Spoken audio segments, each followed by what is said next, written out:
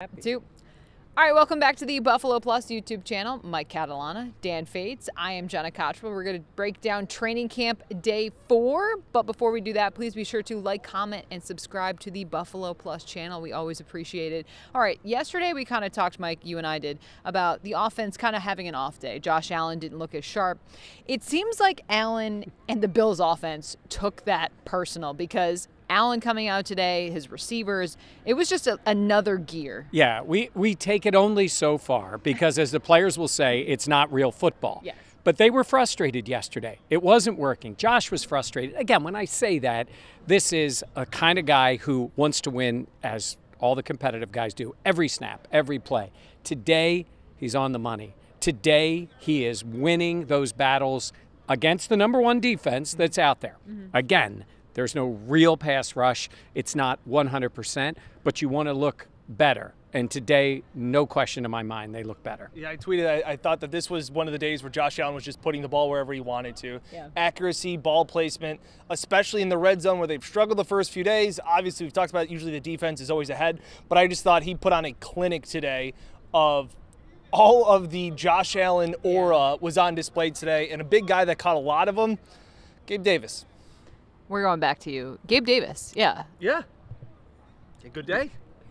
I think he's going to be fine. I think he's going to be good. Next question. We were able to talk to him after practice. Yeah. He talked about, actually, you asked, pressure being a privilege. Von Miller has talked about that. He's kind of had that note. Obviously, it's expected a lot of Gabe Davis this upcoming season, kind of filling into that second role, having more of a role on this offense. And his coaches, always glowing remarks. Yeah, we can't find anybody that says anything bad about him. We asked wide receiver coach Chad Hall. He said he chewed with his mouth open, and then he quickly said, "That's not true, I just made that up." So again, we have yet to find anybody that can say a bad word about Gabriel Davis, and we have tried.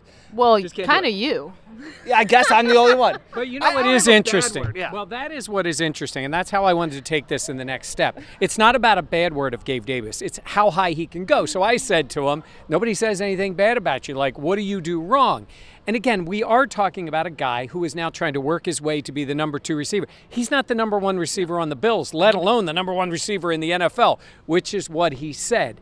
We're talking about where he is in his career, his physical ability, the fact that he was a mid-round draft pick, and where he has come to. Now, again, the things you like about Gabe Davis is why you're so excited to see why they're so confident he can make that step up to be the next guy. But make no mistake about it, it's a massive step. Yeah. Just like becoming a #1 guy is one. Yep. The attention from other teams is going to be there, and also Josh Allen has to know he's coming to you multiple times during the game. I think the thing, if I'm a Bills fan sitting there watching the guy, I'm thinking he's doing all the right things. Yeah. And he has a level of talent that if it equates with his hard work, he is going to be a really, really good football player. And I think that's why there's reason to be very optimistic he can make that jump. Even Ken Dorsey talked today, the Bills' new offensive coordinator, just about all these guys that are drafted are talented. That's the case. But the mental game, the mental grind of it, and he said that Gabe has done a phenomenal job kind of being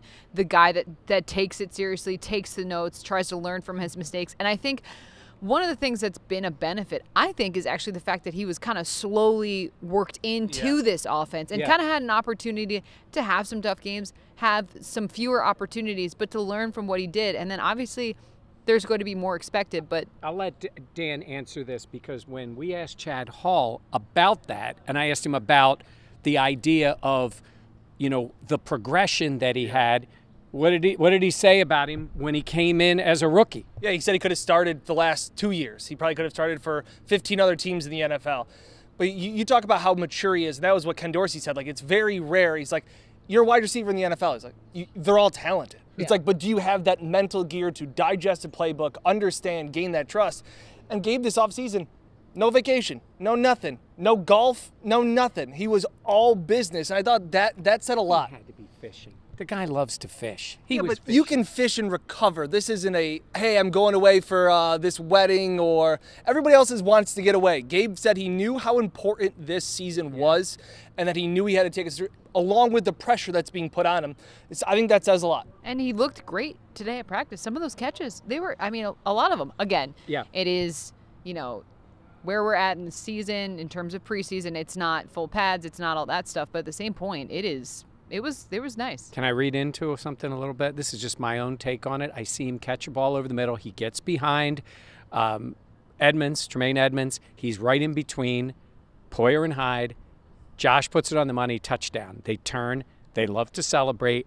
And to me, I see Gabe give a little shot back look at the two safeties. Again, this is what they do. This is how they motivate each other. I say it's trash looking, not trash talking. He didn't say a word. He just looked back like, gotcha on that play. I think he's got that in him. Let's talk another receiver as well. Khalil Shakir, a guy the Bills drafted this past spring, and I feel like he's another guy. And you had to talk to Chad Hall about this. That plays already at a spot where, in terms of, he's got that mental maturity that maybe some other guys don't have. Yeah, Ken Dorsey added too. I'll get to Chad Hall in a second, but he said that they're still trying to ease him along because he was so nicked up during mini camps and OTAs that they're still trying to ease him into it. And he still doesn't look to me 100%. He doesn't have these super quick feet like you would see out of a Isaiah McKenzie or a Cole Beasley, like those guys. But he's super smooth, and what's different about him more than any other rookie that I've seen in a long time is the way that he catches the ball. It's just different. And Chad Hall said that he goes and attacks the ball, that he goes and gets it. And I think that's very telling, that a guy that trusts his hands, he was actually walking out talking to a photographer. The photographer asked, hey, you going to go on the jugs machines? And Khalil was honest and said, I don't need to work on the jugs machines. I need to work on footwork. He goes, I need to get my feet faster. I don't need to work on a jugs machine.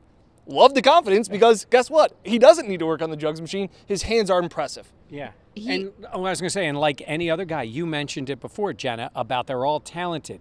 But usually when a guy slides down a little bit to where he is, there's usually something, right? At least in the measurables. And I think, to Dan's point, I don't think he is elite in his speed, separation, all those things. That'll be a question mark. But that skill, where the ball comes to your hands and it's caught all the time, and the mental makeup, again, he made the comparisons, Hall did, of like Gabe. He's a guy who gets it right off the bat. I was going to say, that brings up a point. Do you see Khalil Shakir as a guy that's similar to Gabe Davis? Physically different. I think his role in the offense, while I think Gabe plays all over the place, I just see the guy as a slot wide receiver, an inside wide receiver. And I don't know if they have him. I think they've got him learning everything right now. But, Dan, you see him? I see him being that guy in the slot. Who was the comparison we had today? And you liked it a lot. I said he looks, and I know some people have tweeted, Robert Woods-esque. Robert Woods, not a burner, not a great, quick feet guy, but knows how to run routes and then catches everything that is thrown in his vicinity. I think if you want to compare somebody, it's a pretty damn good person to be compared to, but he looks that smooth and that comfortable catching the ball. And like I said, for guys like Marquez Stevenson, Isaiah Hodgins, other wide receivers that have been drafted later or in previous years, they don't ever seem comfortable. Even Duke Williams, like some of those guys that were on the bottom of the Bills' depth chart, they never seemed super comfortable catching a ball. Yeah, I would agree with that. Also, I mean, we've heard from Khalil Shakir about the fact that he doesn't have, the PlayStation in his room. He's not watching The Office. It's all business. Yeah, well, I think that's what you got to do, right? Have they not worked, especially the rookies, to this point? You've worked your whole life to get an opportunity. Yeah, is it better for an opportunity coming into camp if you're a first-round pick? Sure, you're going to get longer looks and more money. But he's here. He's here as a draft pick. And, it's sometimes I'll talk and fans will say, well, they can make this move, and then you can always put the guy on the practice squad.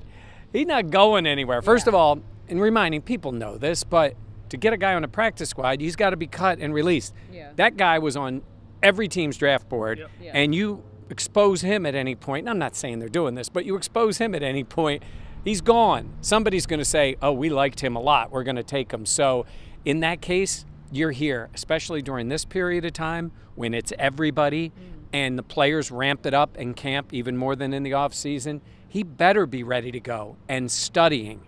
That's the thing. You don't want to be out there on the field at any point where you don't know the offense. Yeah, completely. Do you feel like the Bills will have a similar approach in terms of kind of working him slowly into the offense? Yeah, I think they have the luxury of they don't need to rush him. I think they have other guys in the slot today. When Ken Dorsey talked about who can fill that Cole Beasley role, he said Isaiah McKenzie and Jamison Crowder. They're comfortable with. Now, Crowder's missed his third straight day of practice, which has given Khalil more snaps with getting these more chances. So I think they have some time, but I really think that he could be a guy having, I don't want to say a Gabe Davis impact his rookie year, but could pop in a game or two if need be, that like Gabe did with his rookie year. Let's also talk about Deion Dawkins. He talked today. You already know. Always bringing the personality. And I love his answers because they're just, you can tell his personality shines, but also he genuinely feels that way. And him talking about Von Miller was entertaining. Spectacular. I think we're going to have to post the whole interview, or I would think maybe we'll even just post when he's talking about Von. One thing I really like about Deion, guys are teammates and they like everybody. He loves football players. He loves what they bring. He is a supportive teammate. But when he starts talking about Von Miller, he's so effusive. He's like, I've never gone up against anybody like this, and how much better he's going to make. And someone made the point that, Deion being on the left side, that Von rushing from the right side is not necessarily where people think he's the most effective. And he's almost like, wow, because I know what I face. He talks about, I'm a big, powerful guy, and I get my hands on somebody. And he says, you don't do that with Von. And he started to call him slithery. He started to talk to him about being like a rubber band, how he can move his body. And they're like, 33. He's like, he plays like he's 23.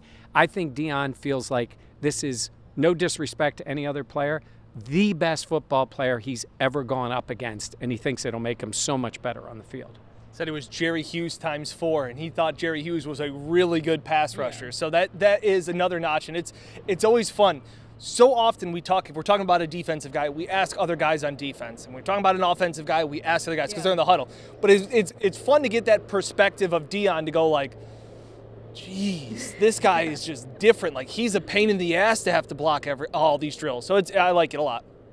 It is funny because you're right. We don't always get that perspective, and Deion just has so much perspective on everything. Yeah, the one thing I wanted to ask, they were asked about the physical nature of camp. And first of all, Deion's like, it's already physical because they don't have the pads on. But he then went right into talking about Von and dealing with him because he's like, the guy is so strong and fast and quick that you feel it already. Yeah. And this is even before it's pads and it's played more like regular football. He already gets a sense of what that's like. And he's saying, I can't imagine like going up against him, in an actual game when you got to keep him off of Josh Allen or whoever the quarterback would be. Slithery. Oh, he was like, I don't know, maybe like a rubber band. He goes, I can't come up with the words, but it was very Deion-esque with his enthusiasm. As we always say, everybody should have someone who talks about them the way Deion talks about Von Miller. Yeah, we love it. All right, that's our Day 4 recap from Bills training camp here in Pittsford. For Mike and Dan, I'm Jenna. Please be sure to subscribe to the Buffalo Plus YouTube channel and check out the Buffalo Plus podcast. You can find that wherever you listen to your podcast. We'll see you next time. Thanks for watching Buffalo Plus.